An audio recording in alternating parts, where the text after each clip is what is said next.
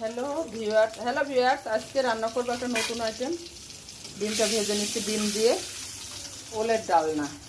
পেঁয়াজ, ধনেপাতা সব কিছু লাগবে, হলুদ, লবণ। এই যে ডিমটা ভেজে তুলে নেব। এখন সম্বারা দিয়ে দিয়েছি। এখন এই মশলাগুলো পেঁয়াজ কাঁচামরিচের সাথে মশলাও কষিয়ে দেব। পরিমাণ মতো লবণ,